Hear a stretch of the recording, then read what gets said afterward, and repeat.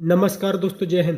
दोस्तों, हमारे चैनल हिंदुस्तान किसान में आपका स्वागत है। आज हम देखेंगे पाकिस्तानी मीडिया की एक और लेटेस्ट डिबेट। लेकिन उससे पहले आपने अभी तक हमारे चैनल को सब्सक्राइब नहीं किया है तो सब्सक्राइब करें। वीडियो पसंद आए तो लाइक करें, कमेंट करें और शेयर करें। आइए देखते हैं वीडियो। जय हिंद, वंदे मातरम। भुट्टो साहब ने जाने से पहले ही यहाँ पे स्टेटमेंट पाकिस्तान में बैठे ही दे दी है कि I am just going for SCO conference, I am not going there for bilateral talk. गैरत भी कोई चीज़ होती है ना। तो इस वक्त इंडिया ने मकबूजा कश्मीर में जो हालत कर रखी है, फिर 5 अगस्त के बाद जो कुछ हुआ है, मेरे भाई वो छोड़ चुके हैं अब वो जिहाद का सिलसिला, और आपकी ये दुकानदारी अब आगे नहीं चलेगी। दुनिया थक चुकी है। ये फेल करते हैं मैं, और ये कसर नफसी से काम ले रहा हूं मैं, लेकिन कोई एक आध तो ना अहल होगा ना। आप एक टीचर को नहीं निकाल सकते दूसरे। दुनिया अब थक चुकी है। आप अगर ये कहेंगे ना कि हम कश्मीर में ये करेंगे तो वो करेंगे, अगर एक तो थप्पड़ पड़ेंगे बड़े बुरे तरीके से, वहां से आप छेड़ेंगे तो चीज उनको जो है हो सकता है कि अच्छा ना लगे, हालांकि कह देना चाहिए कि जी पहले गलती हो गई थी। लेकिन बहरहाल एक तरफ तो ये लग रहा है, और इनकी पहले साइडलाइन पे थी, पहले उसका प्रोग्राम था मौजूद, लेकिन वो सारा कुछ कैंसिल हो चुका है। मेरे ख्याल में इस वक्त जाना ना जाना बिलावल भुट्टो साहब का कोई माने नहीं रखता। उसकी वजह यह है कि एससीओ में आप क्या जाके दे सकते हैं उनको? कोई do you have anything to offer to SCO? आपके पास कोई है? आपके पास तो भारत को भी देने के लिए कुछ नहीं है सिवाय जाके, अगर आप सोचते पाकिस्तान के नेशनल इंटरेस्ट के बारे में, हालात बेहतर करने के लिए तैयारी करके जाते, बल्कि इस हादसे को जाके क्लैरिफाई करते, लेकिन वो that is not your choice. मेरे ख्याल में इस वक्त आपका जाना ना जाना बिल्कुल कोई माने नहीं रखता, क्योंकि आपने पहले जाने से पहले ही बता दिया। और दूसरा, कल आईएसपीआर की जो वो है, और तीसरा जो आप चाइना से जाके भी टैंकों के और हथियारों की बातें कर रहे हैं। अफसोस के यहाँ से कोई ट्रेड की बातें होती, यहाँ से कोई आप डिजिटल पाकिस्तान की बातें की जाती, उनसे बात की जाती कि रीजन में पीस किस तरह बनाना है। तो आपने उन चीजों को आप सोचते नहीं है, करते नहीं है। मेरे I have no clue about it कि 75-76 साल के बाद आज भी अगर आप वहीं खड़े हैं, अगर आपने मुल्क फिर भी कंट्री जो है आपने फिर भी दोबारा खैरात पे चलाना है, एड पे चलाना है, और वो एड जो है, मैं आप बता रहा हूं कि जो 76 साल में जितना पैसा आप लेकर आए हैं, उस पैसे में से हार्डली 20% भी पाकिस्तान में नहीं रहा। वो सारा 80% तो दुबई और लंदन पड़ा है। वो तो आपके करप्शन में पड़ा है। देखे ना, मैं छोटा सा एक मिसाल देता हूं। यहाँ पे इस वक्त आवाजें उठ रही हैं कि करोड़ करोड़ 2-2 करोड़ रुपए के टिकट बिके हैं एमपीए के। बिल्कुल ऐसा है। जो 2 करोड़ का टिकट लेके 10 करोड़ इलेक्शन पे लगाएगा, आपका क्या हाल है? 25 करोड़ नहीं बनाएगा वो? जब पूरे का पूरा सिस्टम ही, जब देखा जाए तो पिछले दौर के अंदर आप हमारी ब्यूरोक्रेसी की अपॉइंटमेंट के लिए 2-2 करोड़ रुपया दिया जाता था। तो दुकान है भाई, ये दुकान है। तो ये दुकान जब आप चला रहे हैं, तो इस दुकान के अंदर ये सिस्टम, ये जमहूरियत, ये अमल बिन मारूफ की स्टोरियां, रियासत मदीना, नौज बिल्ला, आप इस तरह की बातें पता नहीं क्यों कर करके अपना दिमाग खराब कर रहे हैं। दुकान है, टिकट बेचा करें, इलेक्शन बेचा करें, असेंबली बेचा करें, अपने फैसले बेचा करें। दुख के साथ मैं कहूंगा कि इस वक्त ये हालात हैं। लोग कहते हैं कि जब बेंच तश्कील दिया जाता है, जब बेंच सामने आता है, फैसले का पता चल जाता है हर बंदे को कि बेंच आगे फैसला देगा। अगर ये आपकी अदालतों के हालात हैं, और दूसरा, बाजवा साहब ने जो हवा निकाली है कि हमारे टैंकों को जंग लग चुका है, हमारे पास डीजल ही नहीं है, तो ये क्या चीज, ये क्या है? आप, मेरा ये क्वेश्चन है मेरा, कौन सा इंस्टीट्यूशन है आपके पास ऐसा, जो, मेरा मकसद, आप जिसपे कोई रिलाय कर सकें, जिसपे ट्रस्ट कर सकें, जिसके बारे में ये कह सकें कि हाँ नहीं भाई, ये हमारी प्रोडक्ट है, इस पे we are proud of it, और ये हमें बचाएगा। दूसरा, उसमें एक मैं बात ये कहना चाहूंगा, अफसोस के साथ आपका एक भी लीडर ऐसा नहीं है जिसने पाकिस्तान को सही डायरेक्शन पे, अब मैं वो बात करना चाहता हूं जो आप बात कर रहे हैं, जो दहशतगर्दी के, इस्लामाइजेशन के, और ये जो दूसरे एलिमेंट, इस वक्त ये आपको ये नहीं पता कि आपके अफगान भाई, जो कि जिन्होंने टोटल जिहाद वहां रशिया के खिलाफ एक पूरा ड्रामा भी करके दिखाया, पैसा भी उन्होंने बहुत बनाया, वॉरलॉर्ड्स ने बहुत पैसा बनाया वहां, आपने भी खुल के पैसा बनाया, उसमें कोई शक नहीं, बल्कि आपने ज्यादा बनाया है, उनको तो थोड़ा सा दिया, आपने ज्यादा बनाया। और दूसरा ये आपकी जो रहती सहती साख है, वो भी खत्म हो जाएगी। देखिए, दो चीजें मैं ये कहता हूं, आपने कभी देखा है कि वेस्ट को कितना अरसा लगा है मजहब को हुकूमत से निकालने के लिए, चर्च को हुकूमत से निकालने के लिए?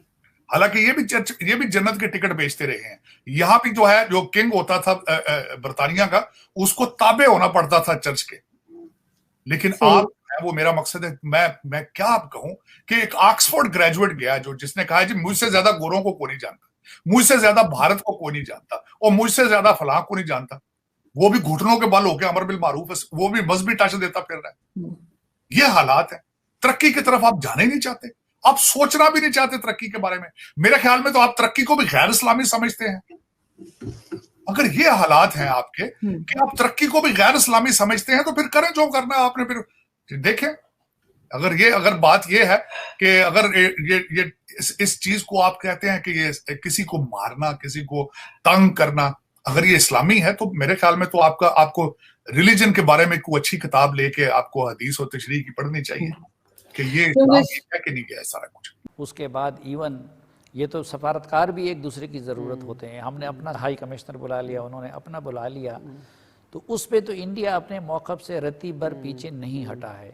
और वहाँ मुनक्किदा एक फोरम पे हमारे फॉरेन मिनिस्टर जा रहे हैं, तो ये उनके ज़ख्मों पे नमक पाशी नहीं होगी कश्मीर? देखिए, ये पाकिस्तान में फ़ॉरेन पॉलिसी को समझने और उसके ऊपर तबसरा करने में, और आपको पता है मैं you know how much I respect you in that, लेकिन allow me to say that false equations कहते हैं ना, गलत वो कर। लेकिन इधर मुझे जिंदगी के तमाम तबकात की तर्जुमानी करके बिल्कुल आपने सही सवाल किया और आपने बहुत अच्छा ओपिनियन और बहुत अच्छा सवाल किया, क्योंकि ये एक आम तासुर कर रहा है कि जी अगर उन्होंने हमारे से, क्या पाकिस्तान अपना मौक़िफ़ चेंज करे, क्या पाकिस्तान कश्मीरों के बारे में नहीं सोचा, क्या पाकिस्तान ने अब इंडिया के साथ हाथ बढ़ा रहा है? ये एक खालिसतन, खुसूसतन, एक्सक्लूसिवली मल्टीलैटरल ऑर्गेनाइजेशन का विज़िट है। ठीक है जी, जैसे कि मैंने कहा, अगर न्यू दिल्ली में हो, रशिया में हो, गोवा में हो, टिम्बकटू में हो, मार्स में हो, मून के ऊपर हो और हमें रास्ता मिले जाने का, सवारी मिलती हो, तो उस पर जाना पाकिस्तान के हक़ में है, पाकिस्तान की गैरत के हक़ में है, क्योंकि पाकिस्तान की गैरत पाकिस्तान के इंटरेस्ट को प्रमोट करना है। सो बाय नो मीन्स इसको देखना चाहिए इस लाइट में कि क्या ये हम बायलैटरली इंडिया के साथ कोई हाथ बटा रहे हैं। दोस्ती का हाथ बटाने में भी कोई हर्ज नहीं है एट द राइट टाइम, जब कोई आपको कोई हालात इस तरह के। इस वक्त ये खालिसतन सिर्फ और सिर्फ एक ऑर्गेनाइजेशन जो कि मल्टीलैटरल ऑर्गेनाइजेशन है, जिसमें पाकिस्तान जो रीजनल ऑर्गेनाइजेशन, ईरान का सदर अक़वाम मुत्तहिदा के इजलास में शिरकत के लिए न्यूयॉर्क जाता है, बेशक उसके अमेरिका के साथ के किसी तरह के भी ताल्लुकात। देखिए, अमेरिका में जब ईरान का सदर जाता है, जब वो बोलता है, तो यूनाइटेड नेशन जनरल असम्बली से अक्सर और पेशतर लोग उठ के कभी चले जाते हैं, अपना दिखाते हैं गुस्सा व्हाटएवर।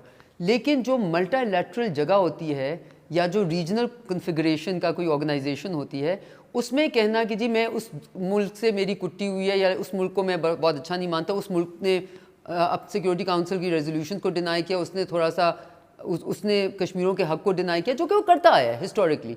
और क्योंकि जो कॉन्फ्रेंस मेरे इंटरेस्ट में है वो आज वो होस्ट करे, इसलिए मैं वहाँ नहीं जाऊँगा, अपने इंटरेस्ट को प्रिजर्व नहीं करूँगा वहाँ जाके।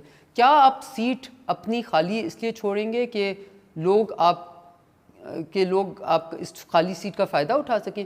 पाकिस्तान का इंटरेस्ट ये है कि जो भी रेलेवेंट ऑर्गेनाइजेशन है, जो भी रेलेवेंट इमर्जिंग रीजनल कन्फिगरेशन है और ऑर्गेनाइजेशन है, उसमें पाकिस्तान की सीट कभी खाली ना हो।